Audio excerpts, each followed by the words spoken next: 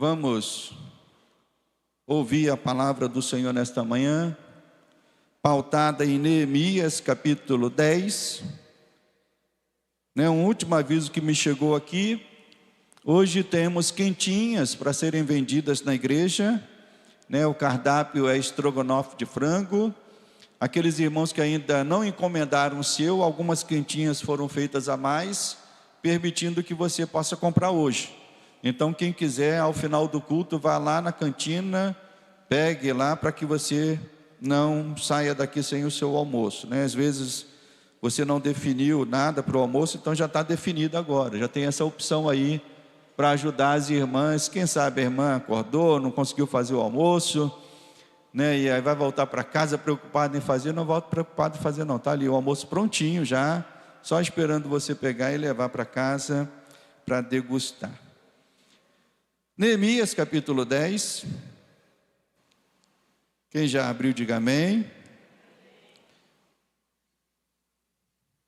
Nós vamos só ler um versículo do capítulo 9, porque ele faz a ligação do capítulo 9 com o capítulo 10, na verdade, nessa virada. Esse verso 38, ele é o início daquilo que vai ser relatado no capítulo 10.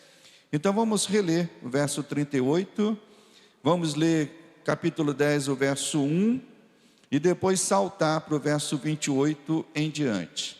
Então Neemias 9, 38 diz assim: por causa de tudo isso, estabelecemos uma aliança fiel, e o escrevemos, e selaram-na os nossos príncipes, os nossos levitas e os nossos sacerdotes. Verso 1.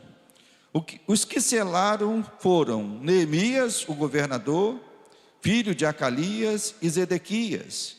Agora verso 28, porque aí vem uma lista de tantos homens que assinaram esta aliança, E lá a partir do verso 28 diz que o resto do povo, além desses homens todos que estão aqui nessa lista, o resto do povo, os sacerdotes, os levitas, os porteiros, os cantores, os servidores do templo e todos que tinham separado dos povos de outras terras para a lei de Deus, suas mulheres, seus filhos e suas filhas, todos os que tinham saber e entendimento, firmemente aderiram a seus irmãos, seus nobres, convieram numa imprecação e num juramento, de que andariam na lei de Deus, que foi dada por intermédio de Moisés, servo de Deus, de que guardariam e cumpririam todos os mandamentos do Senhor nosso Deus, e os seus juízos e os seus estatutos, de que não dariam as suas filhas aos povos da terra, e nem tomariam as filhas deles para os seus filhos, de que, trazendo os povos da terra no dia de sábado qualquer mercadoria e qualquer cereal para venderem, nada comprariam deles no sábado, nem no dia santificado, e de que no ano 7º abririam mão da colheita e de toda e qualquer cobrança. Também sobre nós pusemos preceitos, impondo-nos a cada ano a terça parte de um ciclo para o serviço da casa do nosso Deus, e para os pães da proposição, e para a contínua oferta de manjares, e para o contínuo holocausto nos sábados, das festas da lua nova, e para as festas fixas, e para as coisas sagradas, e para as ofertas pelo pecado, e para fazer expiação por Israel, e para toda a obra da casa do nosso Deus. Nós, os sacerdotes, os levitas e o povo, deitamos sortes acerca da oferta da lenha que se havia de trazer à casa do nosso Deus, segundo as nossas famílias, a tempos determinados, de ano em ano, para se queimar sobre o altar do Senhor nosso Deus, como está escrito na lei, e que também traríamos as primícias da nossa terra, e todas as primícias de todas as árvores frutíferas, de ano em ano à casa do Senhor, os primogênitos dos nossos filhos, do nosso gado, como está escrito aonde, meus irmãos? Na lei. e que os primogênitos das nossas manadas, das nossas ovelhas, traríamos à casa de Deus, aos sacerdotes que ministram nela. As primícias da nossa massa, as nossas ofertas, o fruto de toda a árvore, o vinho, o azeite, traríamos aos sacerdotes, às câmaras da casa do nosso Deus, os dízimos da nossa terra, aos levitas, pois a eles cumpre receber os dízimos em todas as cidades onde há lavoura. O sacerdote, filho de Arão, estaria com os levitas quando estes recebessem os dízimos, e os levitas trariam os dízimos dos dízimos à casa do nosso Deus, às câmaras da casa do tesouro. Porque àquelas câmaras, os filhos de Israel e os filhos de Levi devem trazer ofertas do cereal, do vinho e do azeite, porquanto se acham ali os vasos do santuário, como também os sacerdotes que ministram, e os porteiros e os cantores. Assim, não desamparíamos o que, meus irmãos? A casa do nosso Deus. Somente até aqui, amado Deus e amado Pai, que o Senhor continue, Senhor, nos sustentando, nos guiando. Agora, Senhor, através da Tua palavra, desperta cada coração, assim como o Senhor despertou, ó Deus, esse povo nesse momento em que lemos na Tua palavra, para assumirem compromissos contigo, Senhor, que o Senhor também nos desperte nesta manhã, para renovarmos os nossos compromissos com o Senhor, com a Tua casa, com os nossos irmãos, Pai. Nós te pedimos isso, no nome santo de Jesus, e que a igreja do Senhor diga amém e amém. Os irmãos podem assentar.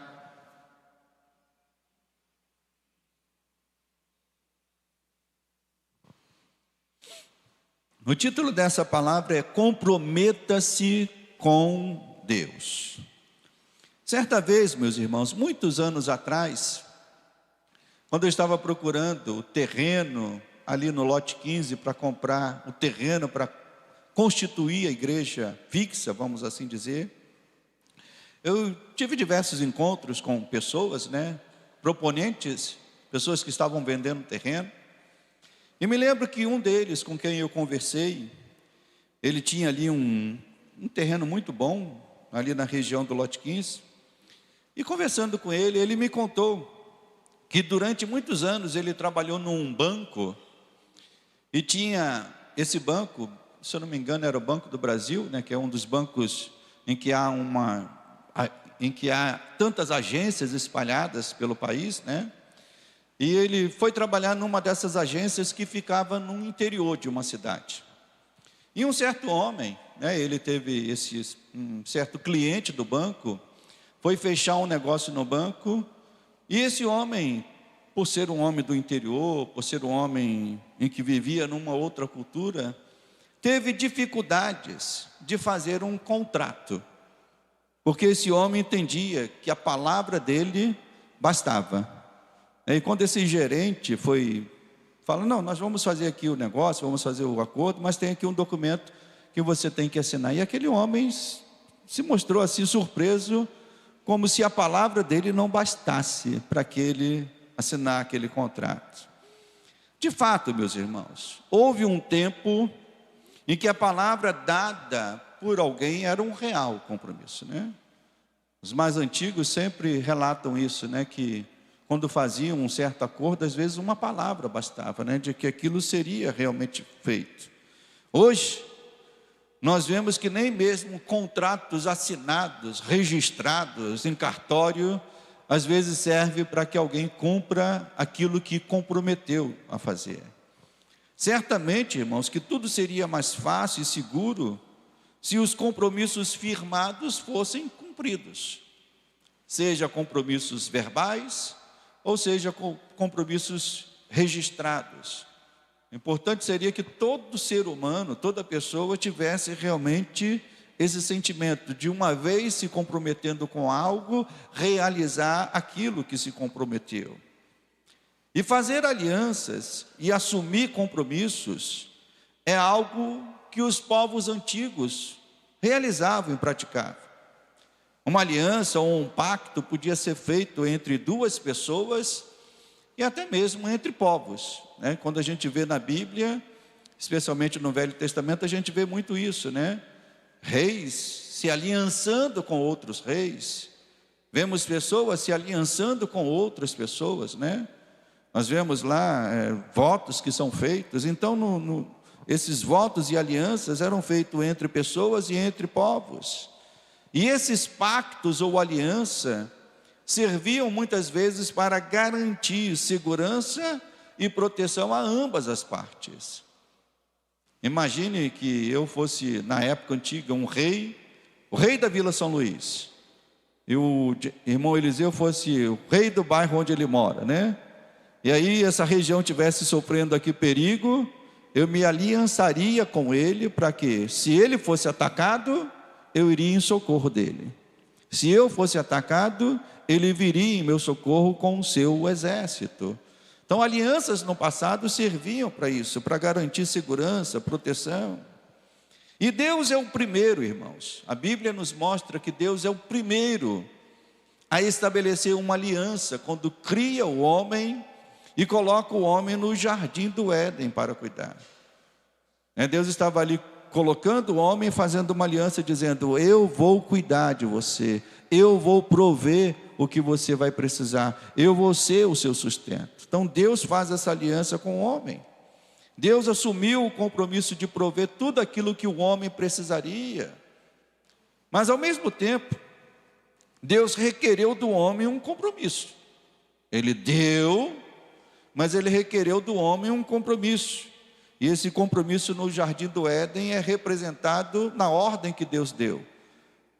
De tudo aquilo que Deus criou, o homem poderia tocar, poderia desfrutar. Mas Deus disse: olha, disso aqui eu quero um compromisso teu comigo. Dessa árvore você não pode comer, desse fruto você não pode comer. Então o homem tinha que cumprir esse compromisso. Deus se manteve firme no seu compromisso, mas nós aprendemos pela palavra que o homem não. O homem quebrou a aliança, o homem pecou, o homem desobedeceu a Deus. Mas firmar compromisso, meus irmãos, continua sendo um caminho para que o homem alcance seus objetivos, vamos assim dizer. Por exemplo, uma pessoa que deseja comprar uma casa própria deverá assumir um compromisso consigo mesmo, ou talvez com a família, né? De dizer: olha, a gente quer comprar uma casa, então vamos assumir um compromisso aqui, de cortar algumas despesas, de poupar, de guardar dinheiro para podermos dar entrada, podermos pagar as parcelas. Alguém, que assuma, uma pessoa que quer perder peso, e eu não vou perguntar aqui quem quer perder peso, porque todo mundo quer perder, nem que seja 1 quilinho, né?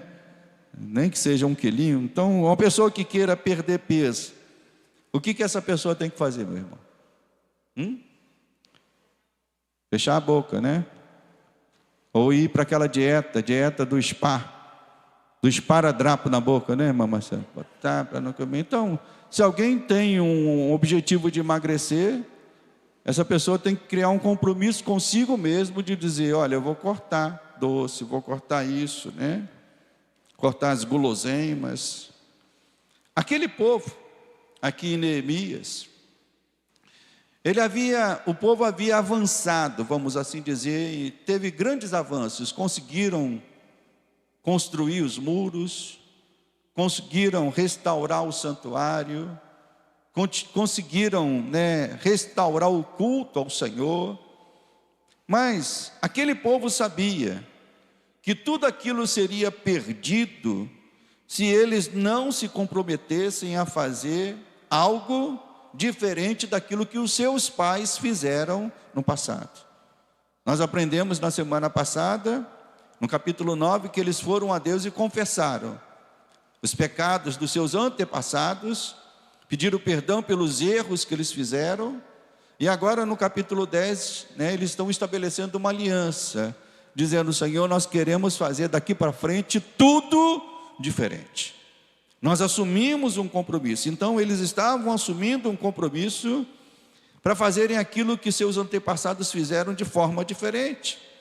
Por isso eles decidem se comprometer com Deus. E esse compromisso, irmãos, pelo que a gente vai ver no texto, se envolveu duas grandes áreas fundamentais na fé em Deus.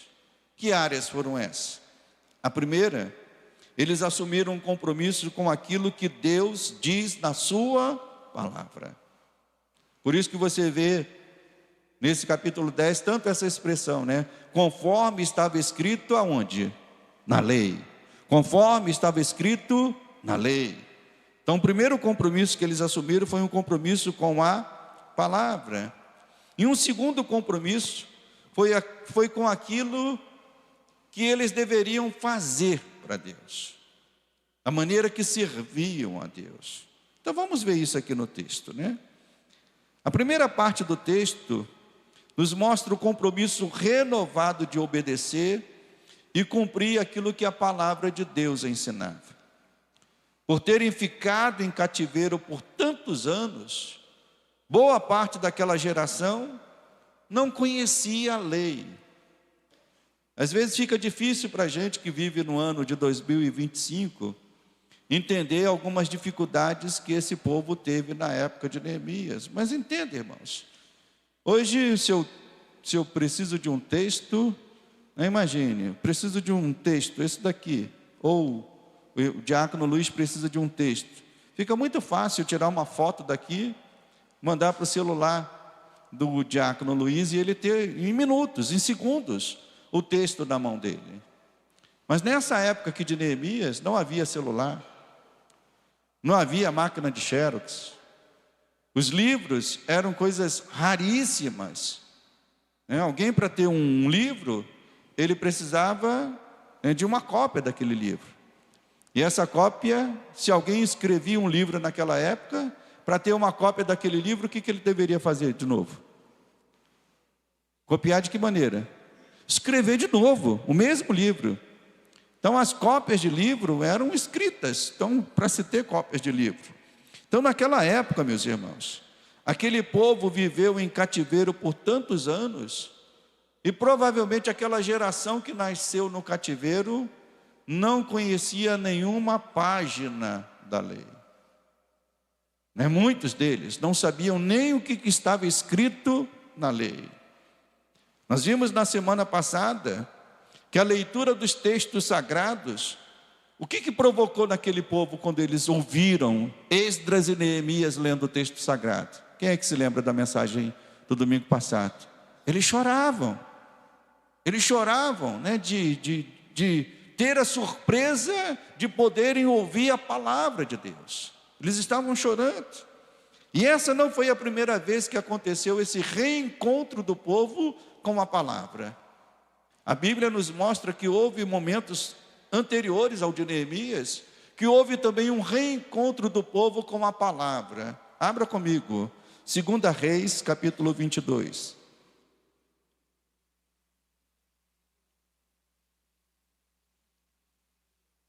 Irmão Demilson, consegue mais um copinho para mim, por favor? Para você ganhar um galardão, Demilson. Tem um galardão preparado para você. 2 Reis, capítulo 22. Houve um outro momento em que o povo também teve um reencontro com a palavra. Neemias, capítulo 22, 2 Reis, capítulo 22, dos versos 8 a 13. Quem já abriu, diga amém. Diz assim a palavra do Senhor. Então disse o sumo sacerdote Ilquias ao escrivão Safã: achei o livro da lei na casa do Senhor. Ilquias entregou o livro a Safã e este o leu. Então o escrivão Safã veio ter com o rei, lhe deu o relatório dizendo: teus servos contaram o dinheiro que se achou na casa e os entregaram nas mãos dos que dirigem a obra e têm a seu cargo a casa do Senhor. Relatou mais o escrivão Safã ao rei dizendo: o sacerdote Ilquias me entregou um livro. E Safã leu diante do rei, tendo o rei ouvido as palavras, de que livro, meus irmãos? Era de qualquer livro? Era o mesmo livro da lei que Neemias leu séculos depois. E quando ele ouviu essas palavras, qual foi a atitude do rei, meus irmãos? Ele rasgou as suas vestes. Ele ordenou o rei a Ilquias, o sacerdote, a Acã, filho de Safã, a Aquibó, filho de Micaias, a Safã, o escrivão, e Asaías, servos do rei, dizendo: ide e consultai o Senhor por mim, pelo povo e por todo Judá, acerca das palavras deste livro que se achou, porque grande é o furor do Senhor que se acendeu contra nós, porquanto nossos pais não deram ouvidos às palavras deste livro, para fazerem segundo tudo quanto de nós está escrito. Note que esse episódio aqui, obrigado, meu irmão, obrigado. Tá bom. Obrigado. Note, meus irmãos, que esse texto aqui, o texto de 2 Reis, isso aconteceu há 200 anos atrás do episódio de Neemias. Neemias é 5º século, mais ou menos ano 430 antes de Cristo, e esse caso aqui de 2 Reis é 200 anos antes, é no século 7. Então já na época do rei, aqui do rei Josias, é isso?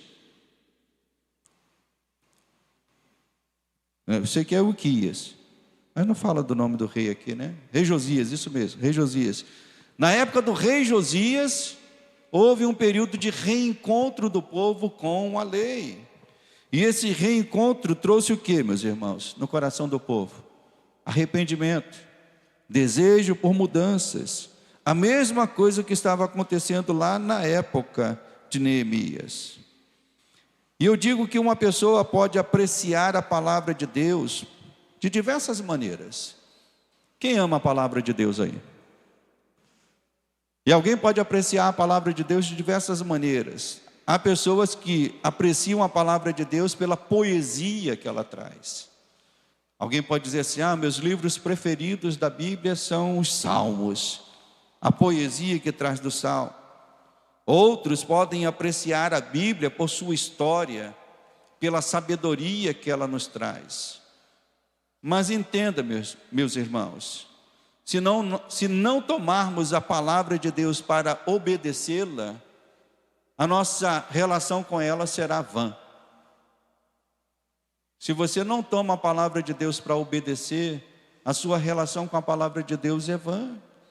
E voltando lá ao texto de Neemias, capítulo 10, volte ao texto de Neemias, capítulo 10, no verso 29, mostra que aqueles homens, eles tomaram um compromisso. Diz aqui no verso 29, firmemente aderiram o quê? A aliança que estava sendo feita lá no verso 1, no verso 38, no verso 1, né? Eles aderiram firmemente a seus irmãos, seus nobres, convieram numa imprecação e num juramento. Imprecação aqui traz o sentido de que eles estavam jurando de tal maneira que, se não obedecessem, alguma coisa poderia acontecer com eles mesmos. E eu gosto de outras, sempre quando eu estudo a palavra de Deus para pregar aos irmãos, eu uso a minha Bíblia que eu prego aqui com os irmãos, mas uso também uma outra Bíblia, especialmente a Nova Almeida atualizada. E nessa Nova Almeida atualizada, esses termos aqui também se tornam um pouquinho diferentes. Eles dizem assim, olha, andar na lei de Deus, de guardar, de cumprir. E num sentido prático, o texto nos mostra as duas áreas que eles precisavam mudar de imediato. De nada adianta alguém chegar aqui na igreja e dizer: pastor, eu quero obedecer a Bíblia. Mas se eu perguntar para você, em que área prática você vai obedecer a Bíblia? Talvez alguém precise obedecer a Bíblia no sentido de relacionamento que está tendo. Talvez alguém diga: eu quero obedecer a Bíblia no sentido da maneira que eu estou fazendo os meus negócios. Eu quero mudar, pastor. porque entendi pela palavra de Deus que eu estou fazendo meus negócios de maneira errada. Aqui no texto bíblico, aqueles homens que se comprometeram em obedecer a palavra, eles mostraram isso de uma maneira prática em duas áreas. A primeira foi em como eles se davam em casamento. Diz aqui o texto, né? Vamos voltar aqui, verso 30. Depois que eles assumem o compromisso com a aliança de Deus, no verso 30 eles dizem assim: olha, a partir de hoje, que não dariam as suas filhas aos povos da terra, e nem tomariam as filhas deles para seus filhos. Então o primeiro compromisso foi: nós não vamos deixar os nossos filhos e filhas se casarem com povos de outras terras, e nem vamos deixar com que eles tomem os nossos filhos para isso. E com isso, Deus queria evitar o quê, meus irmãos? E mais uma vez, a gente precisa fazer um exercício de contexto. Hoje alguém pode falar assim: mas parece que essa lei é uma lei inválida. Mas vamos viajar 25 séculos para trás. Quem quer fazer essa viagem comigo? 25 séculos para trás. Vamos lá, 25 séculos para trás. Ou até um pouquinho mais antes, até a época de Josué. Quando nós vemos Deus estabelecendo esta aliança ou esta lei, havia um propósito nisso. Deus queria evitar que uma outra cultura ou o culto a outros deuses ocupasse o coração daquele povo que seria o seu povo. E a lei foi estabelecida lá em Deuteronômio. Abra comigo Deuteronômio capítulo 7, para que você veja. Eles abriram o livro da lei. E quando fala livro da lei aqui, meus irmãos, é o que nós chamamos hoje de Pentateuco, né? Foram esses livros que eles abriram, e provavelmente eles leram essa parte foi lida no livro, né? Em Deuteronômio capítulo 7. Deuteronômio capítulo 7, a partir do verso 1.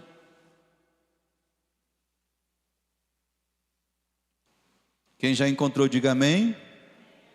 Diz assim a palavra: quando o Senhor teu Deus te introduzir na terra a qual passas a possuir, e tiver lançado muitas nações de diante de ti, os heteus, os gigarzeus, os amorreus, os cananeus, os ferezeus e os heveus, os jebuseus, 7 nações mais numerosas e mais poderosas do que tu, e o Senhor teu Deus as tiver dado diante de ti para as ferir, totalmente a destruirás.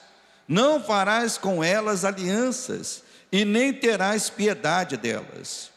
Nem contrairás matrimônio com os filhos dessas nações, não darás as tuas filhas aos seus filhos, e nem tomarás suas filhas para teus filhos.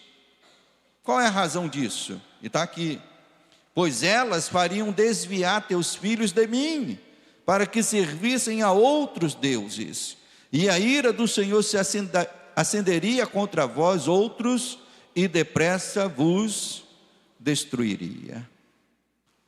Então, provavelmente, quando Neemias e Esdras abriu o livro da lei e leu esse livro, esse texto foi lido para eles.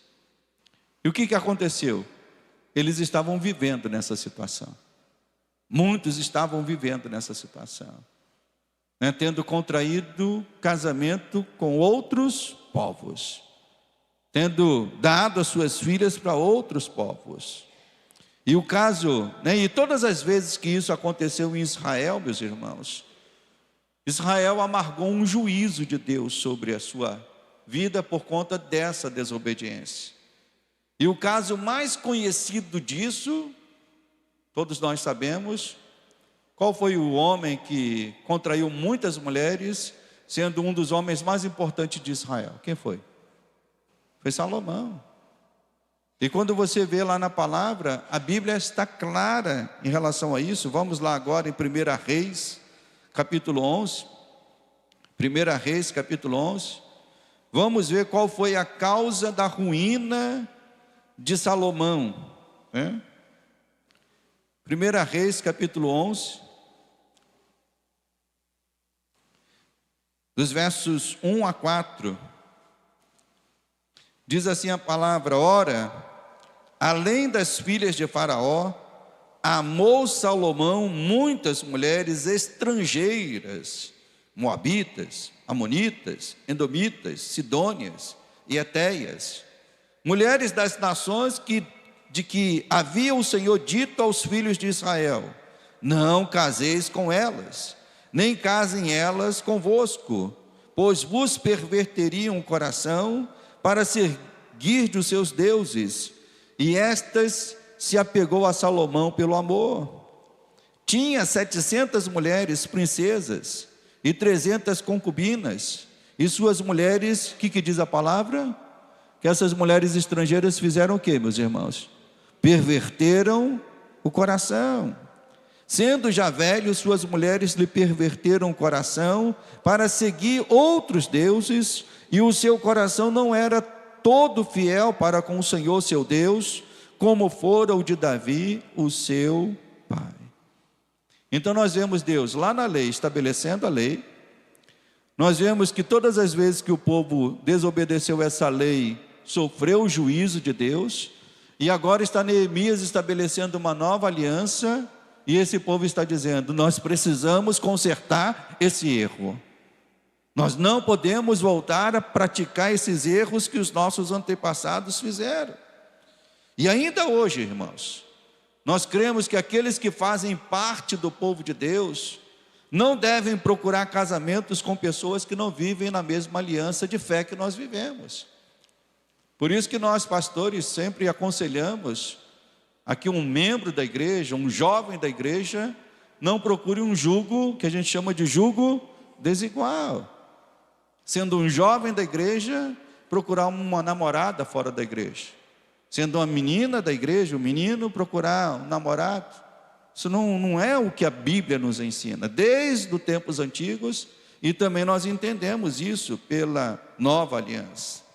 Então aquele povo assumiu esse compromisso: nós vamos, mas ao tomarem essa atitude, o que eles estavam fazendo? Era só uma atitude formal? Não, eles estavam obedecendo a palavra de Deus. Eles estavam obedecendo a lei do Senhor. Num sentido prático, a segunda área que eles entenderam que precisariam mudar foi também a prioridade que estavam dando às coisas de Deus. O sábado foi instituído por Deus para ser um dia separado para o povo se dedicar à comunhão com o próprio Deus. Vamos voltar lá ao texto de Neemias. Deixe sempre o texto de Neemias marcado, quando o pastor fala: vamos ler um outro verso, mas deixe lá a sua Bíblia sempre marcada em Neemias, que é o nosso texto base.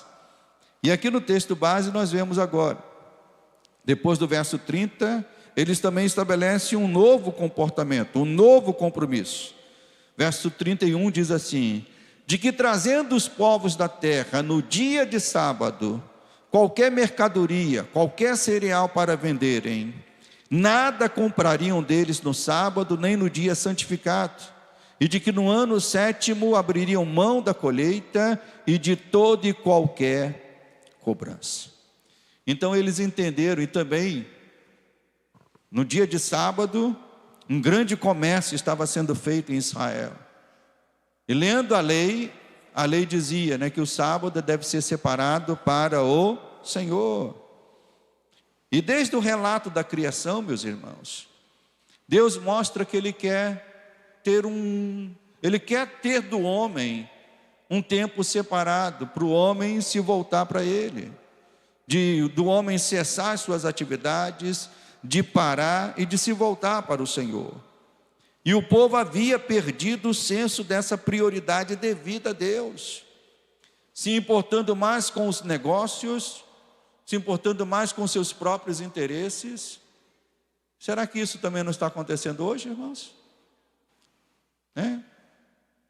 Eu creio que, ouça isso que o pastor vai falar, eu creio que uma verdadeira marca de um servo de Deus comprometido, uma das marcas, não é a única, uma das marcas de um servo de Deus comprometido está na prioridade que ele dedica ao dia do Senhor.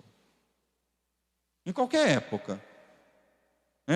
Se você quer ver uma marca de um homem, de uma mulher comprometida com Deus, veja como ele se comporta no dia do Senhor. O que ele está fazendo? Aonde ele está? Qual é a prioridade que ele está dando às coisas de Deus? Na antiga aliança, esse dia era o sábado.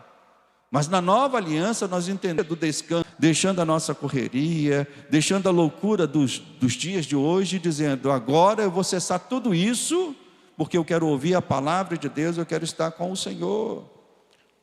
Eu fico sempre muito preocupado, como pastor desta igreja, como pastor também fui da igreja do Lote 15, e sei também que Bispo Weber também certamente tinha a mesma preocupação, que é uma preocupação nossa, pastoral. Eu fico muito preocupado quando não vejo irmãos regularmente na casa de Deus. Isso é um mau sinal.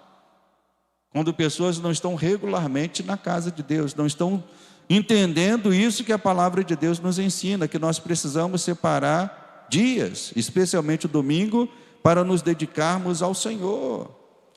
A nossa presença aqui, meus irmãos, é um compromisso também com aquilo que a palavra de Deus ordena. Diferente. Então Neemias e o povo que estava com ele, entenderam que obedecer a palavra de Deus se traduziria nesses atos. Ninguém pode querer obedecer a palavra de Deus apenas na teoria. Eu compreendo a palavra de Deus. A palavra de Deus tem que ser refletida na prática, nas nossas atitudes da nossa vida. Posso ouvir um amém, meus irmãos? Então a primeira área que eles se comprometeram foi com a lei de Deus. Mas além dessa obediência àquilo que a lei dizia, eles entenderam que deveria assumir também um compromisso de manter a casa de Deus o lugar do culto ao Senhor. De nada adiantaria todo um esforço, como eu disse, para erguer a casa de Deus, sem um compromisso para manter aquela casa. Nós vimos lá no início desse estudo, quem está acompanhando esses estudos aqui todos os domingos, nós vimos, se eu não me engano, acho que foi a segunda mensagem, que quando eles começaram a restaurar as portas, qual foi a primeira porta que foi restaurada? Porta das ovelhas. E foi restaurada por quê? Porque aquela porta era a porta principal que dava acesso aonde, meus irmãos? Ao templo, à casa de Deus. Então a casa de Deus foi restaurada, o lugar do culto foi restaurado. Mas a palavra de Deus aqui usada no texto, no capítulo 10, verso 32, diz aqui: também sobre nós pusemos preceitos. Olha o que diz a palavra: impondo-nos a cada ano a terça parte de um ciclo com um propósito. Qual o propósito, meus irmãos? Para o serviço da casa do nosso Deus. Então aqui na Almeida tem essa expressão: nós pusemos preceitos sobre nós. Na NAA, a expressão fica um pouco diferente, dizendo: assumimos a obrigação de contribuir anualmente. Então aqueles homens fizeram um compromisso de cuidar da casa de Deus. E diz aqui o texto, com um terço de um ciclo, que correspondia aproximadamente, ciclo era uma moeda, numa das mensagens nós falamos de darico, que era uma moeda de ouro que pesava 8,4 gramas de ouro. O ciclo já era uma moeda diferente, era uma moeda de prata, de menor valor, e que pesava, um ciclo pesava mais ou menos 15 gramas. E aqueles homens fizeram um compromisso de contribuir anualmente com um terço de um ciclo, que talvez nos dias de hoje, eu fiz o cálculo, não daria algo aproximado em R$30, olha só, R$30. E este era um compromisso que todos eles fizeram, visando uma coisa específica, como diz o texto, verso 32 no finalzinho, para o serviço da casa do nosso Deus. E esses serviços, tem alguns deles aqui, vamos continuar, né? Diz, verso 33, e para os pães da proposição, para a contínua oferta de manjares, para o contínuo holocausto dos sábados, das festas da lua nova, para as festas fixas, para as coisas sagradas e para as ofertas pelo pecado, para fazer expiação por Israel e para toda a obra da casa do nosso Deus. Então aqui eles estão dizendo, olha, nós vamos dar essa contribuição porque queremos que a casa do Senhor funcione plenamente, nos serviços que ela tem que realizar. E um dos serviços sacerdotais que eles realizavam era repor toda semana, todo sábado, feitos da melhor farinha. O texto diz da flor da farinha, a parte mais nobre do trigo, né? Faziam 12 pães, colocavam esses 12 pães sobre essa mesa, perfumavam esses pães, né, com incenso, e esses pães ficavam diante, né, do Senhor, ficavam, né, diante do santuário, tendo a luz do candelabro os iluminando. E o sacerdote precisava fazer isso todo sábado. Todo sábado, pegar os pães, trocar. Pegar os pães, trocar. E qual era o significado disso, pastor? Era para mostrar ao povo de Israel, através de uma, através de uma liturgia, que aqueles 12 pães representavam as 12 tribos de Israel. E que aqueles pães estavam ali colocados perante o Senhor. Deus estava olhando para aquele povo. E esse serviço, eles entenderam que não podiam parar. E para esse serviço não poder parar, os sacerdotes precisavam desses recursos para todo sábado fazerem isso. Além dos pães da proposição, o texto também diz das ofertas pelo pecado. Cabia ao sacerdote, imagine, vamos nos transportar aqui para a época da lei. Imagine que eu fosse um sacerdote, né, e teria que oferecer sacrifícios pelos pecados dos irmãos. E eu tenho plena certeza que todos nós pecamos essa semana. Quem pecou essa semana aí, diga: Senhor, tem misericórdia. Mas não bastava dizer Senhor, tem misericórdia. Tinha que vir ao sacerdote e trazer uma oferta pelo pecado. E o sacerdote tinha que fazer isso por todos. Imagine o trabalho do sacerdote. Era um trabalho contínuo, meus irmãos. Então, além dos serviços, o povo também se comprometeu. Então, se comprometeu em manter os serviços, mas também se comprometeu em manter aqueles que ministravam na casa do Senhor, os sacerdotes e levitas. Seja no tempo de Neemias, meus irmãos, seja nos nossos dias, o bom funcionamento da casa do Senhor, o bom funcionamento dos seus serviços regulares na casa do Senhor, compreende também esse entendimento por parte do povo de Deus. Quem quer que essa igreja funcione sempre, até a volta de Jesus? Quem quer todo domingo chegar aqui e ouvir a palavra do Senhor? Quem quer chegar todo domingo aqui e adorar a Deus com os nossos irmãos aqui, adorando ao Senhor? Todos nós queremos isso, e naquela época também eles queriam isso. Mas aquele povo entendeu que para terem isso, eles precisavam se comprometer com a casa de Deus e se comprometer também com os sacerdotes que ministravam na casa de Deus. E ouça isso que o pastor vai falar, que é muito importante também. Essa igreja, aqui a igreja da Vila São Luís, ela possui 2 pastores.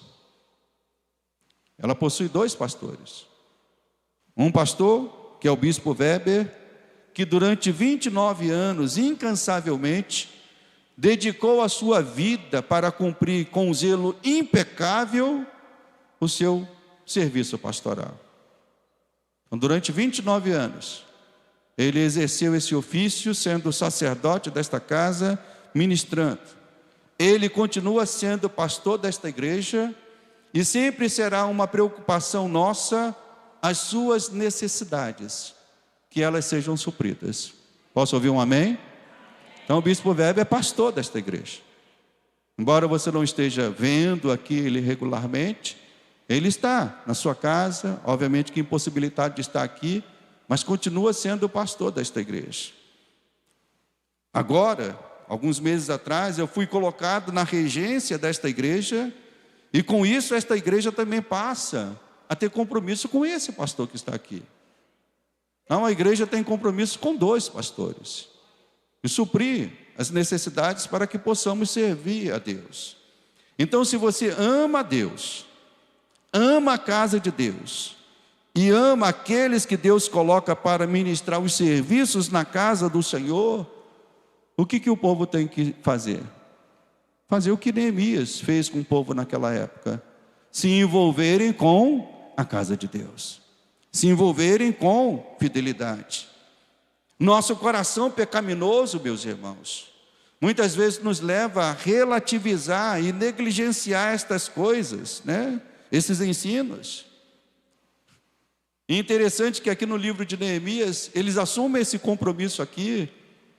Mas vamos dar um salto lá no capítulo 13, um pouquinho, olha, do capítulo 10, capítulo 13. E vamos ver que poucos anos depois, irmãos, esse voto que eles fizeram, eles já estavam deixando de cumprir. Capítulo 13, do verso 10 ao verso 14. Só para contextualizar aqui, Neemias, ele faz a reforma junto com o povo, mas se lembre que ele tinha uma função no império. Neemias era o quê? Qual era a função de Neemias? Ele era o quê? Ele era copeiro, né? Do chefe, do rei. Então Neemias fez a reconstrução, deixou tudo funcionando, deixou os sacerdotes no lugar, deixou os levitas no lugar, deixou os sacrifícios funcionando, e ele teve que voltar para o seu ofício. Então a história nos mostra que ele ficou um tempo, voltou para o seu ofício. Mas depois de um tempo ele voltou para ver como estavam as coisas em Israel. E o capítulo 13 nos mostra isso. Verso 10 em diante diz: também eu soube que os quinhões dos levitas não se lhes davam, de maneira que os levitas e os cantores que faziam o serviço, o que eles fizeram, meus irmãos? Tinham fugido cada um para o seu campo. Então contendi com os magistrados e disse: porque se desamparou a casa de Deus? Ajuntei os levitas, ajuntei os cantores e os restituí aos seus postos. Então todo Judá trouxe os dízimos dos cereais, do vinho, do azeite aos depósitos. Por tesoureiros dos depósitos pus Selemias, o sacerdote Zadok, o escrivão dentre os levitas, a Pedaías como assistente deles, a Anã, filho de Zacur, filho de Matanias, porque foram achados fiéis, e se lhes encarregou que repartisse as porções para seus irmãos. Por isto, Deus meu, lembra-te de mim, e não apagues as beneficências que eu fiz à casa de meu Deus e para o seu serviço.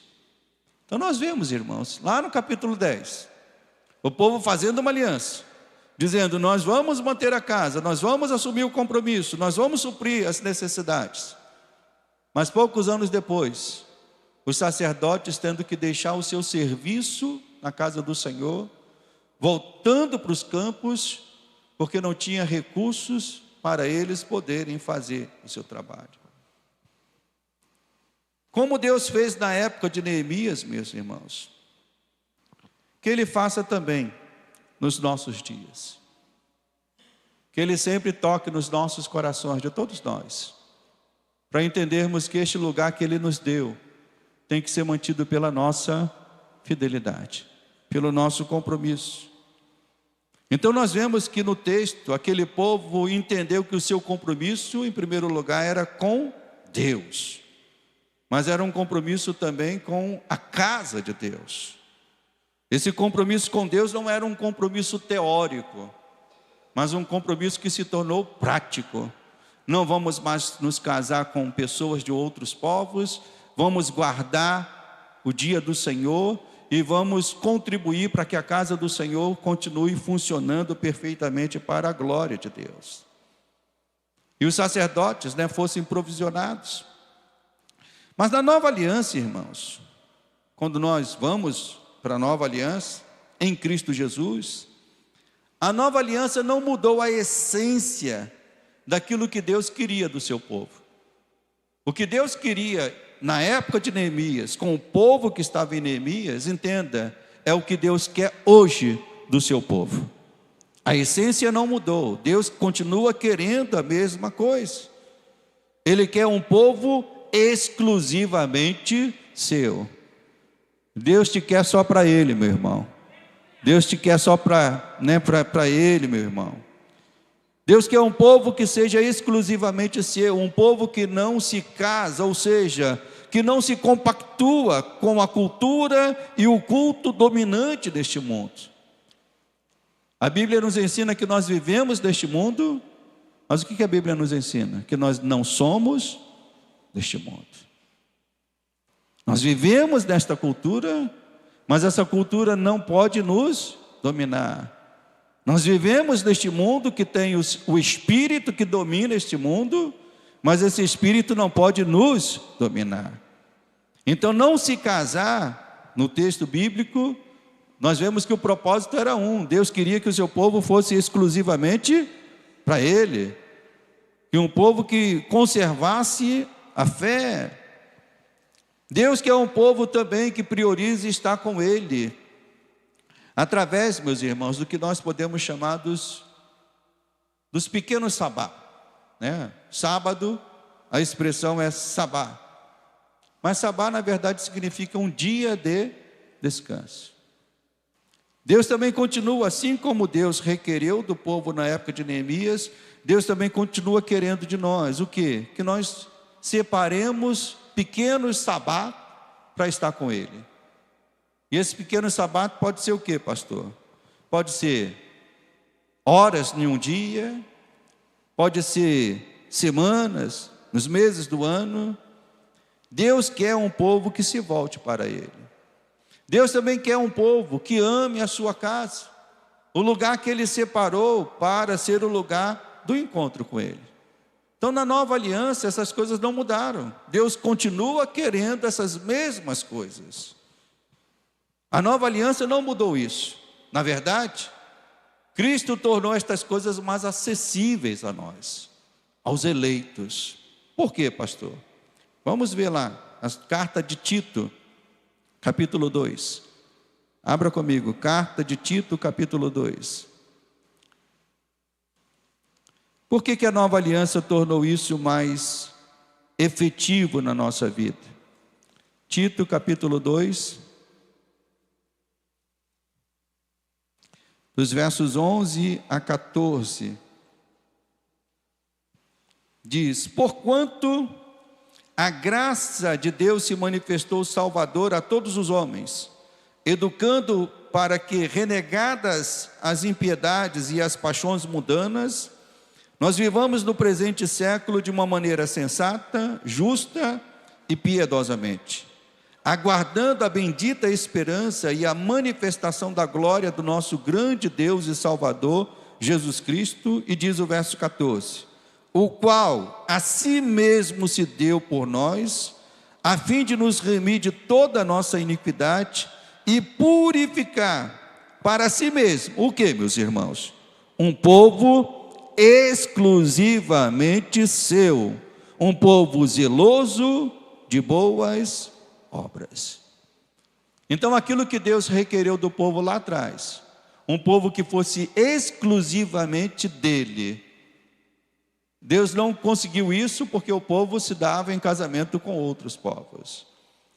Mas nós podemos dizer isso, que nessa imagem que o Novo Testamento nos traz, nós somos exclusivamente de Deus.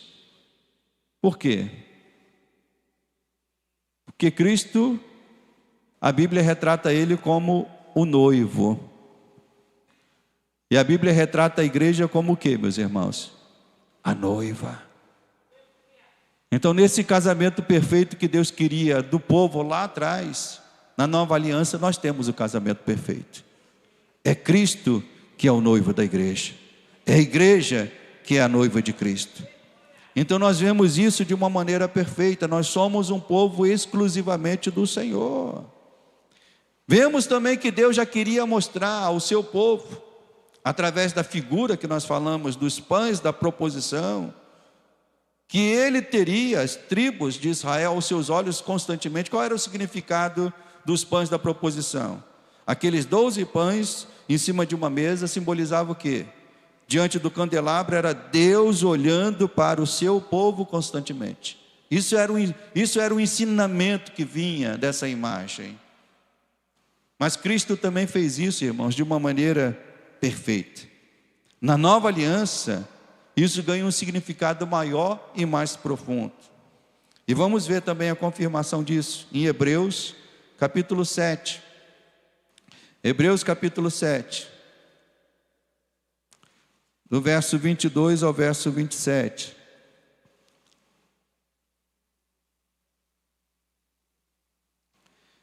Por isso mesmo, Jesus tem se tornado fiador de superior aliança.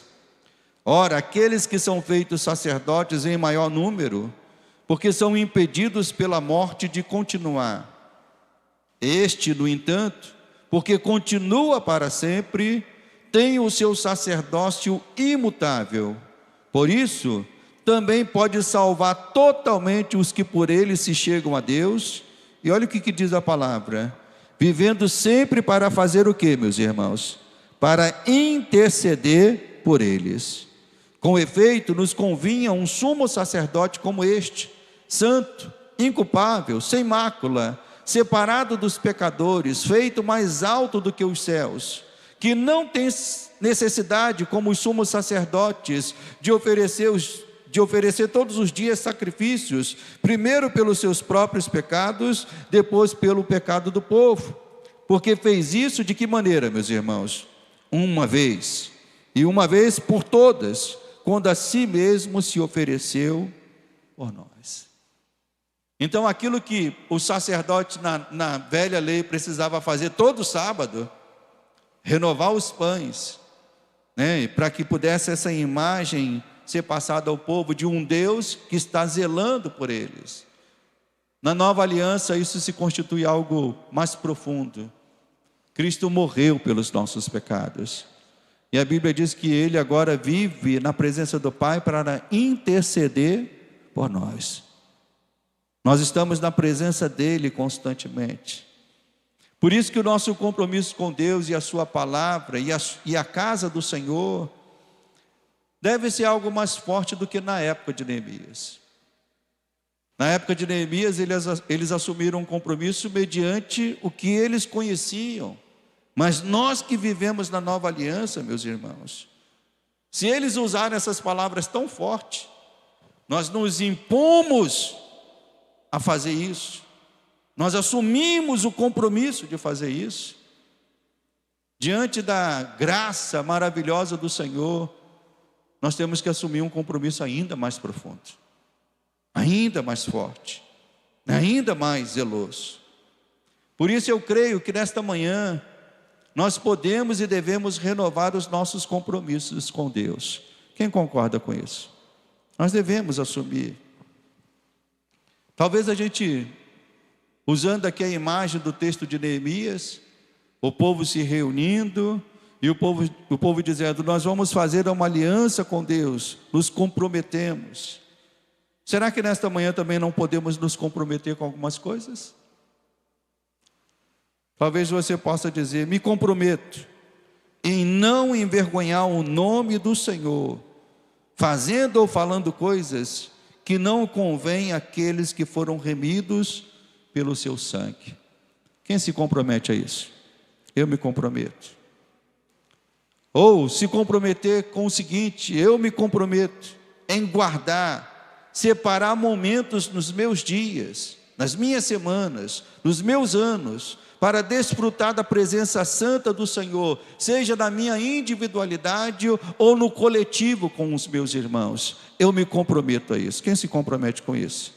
de separar momentos para estar na presença de Deus, seja nos seus dias, nas suas semanas, nos seus serviços que estiverem ao meu alcance para oferecer a Deus. Quem se compromete com isso? Então são compromissos que nós podemos tomar, meus irmãos.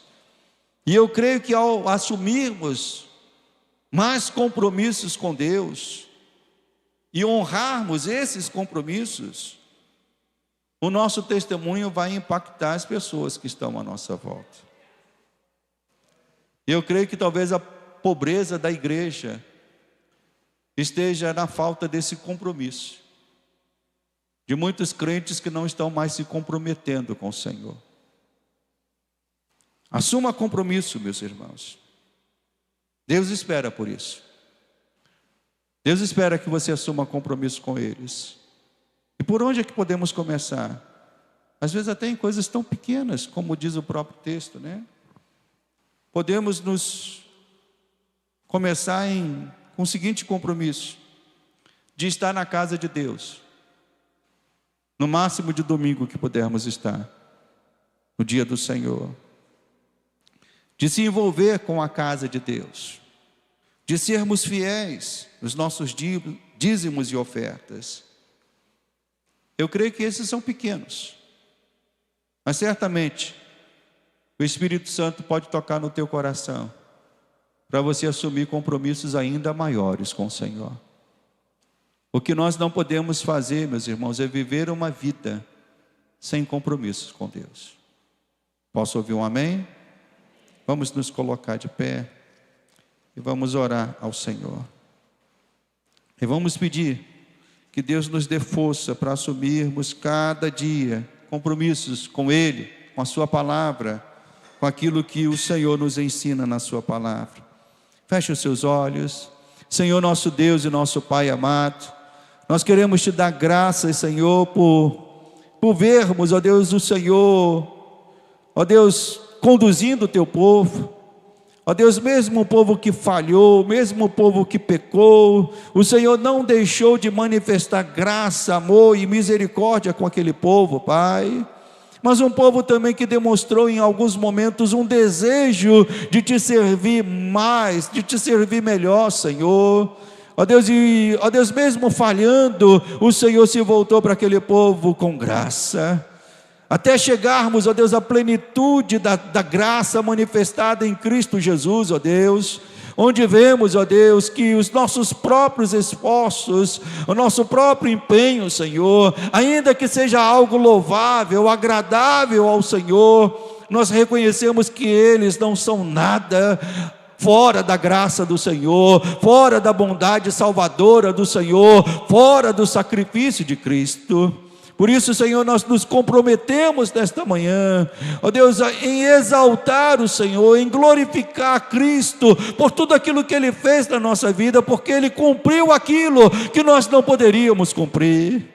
Ele fez aquilo que nós não conseguiríamos fazer: obedecer o Senhor perfeitamente, servir o Senhor perfeitamente, ser a oferta agradável ao Senhor totalmente. Senhor, e nós só podemos ser uma oferta agradável a Ti por meio dEle. Nós só podemos nos achegar a Ti por meio dEle. Nós só podemos agradar o Senhor por meio dEle. Por isso, nesta manhã, meu Pai, nós assumimos o compromisso de viver uma vida santa, de viver uma vida separada, de dedicar os nossos dias, Senhor, para buscar o Senhor, de estar na Tua casa, Senhor, constantemente Te louvando e Te servindo, junto com os nossos irmãos, junto com aquele povo que o Senhor preparou para ser o povo Seu, exclusivamente Seu, meu Pai. Por isso, desperta a Tua igreja nesta manhã. Se há irmãos e irmãs que estavam vivendo um compromisso menor, se estavam deixando de cumprir a ordem do Senhor, de estarem Te buscando mais, Senhor, desperta esse Teu filho, desperta essa Tua filha, Pai, para entenderem aquilo que o povo entendeu na época de Neemias, que precisavam se consagrar, que precisavam separar tempo para o Senhor, que precisavam estar na Tua casa constantemente.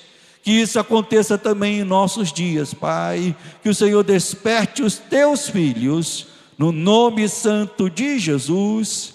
E aqueles que desejam isso, dêem glória a Deus. Diga: Senhor, me ajuda a servir o Senhor desta maneira. Amém, meus irmãos?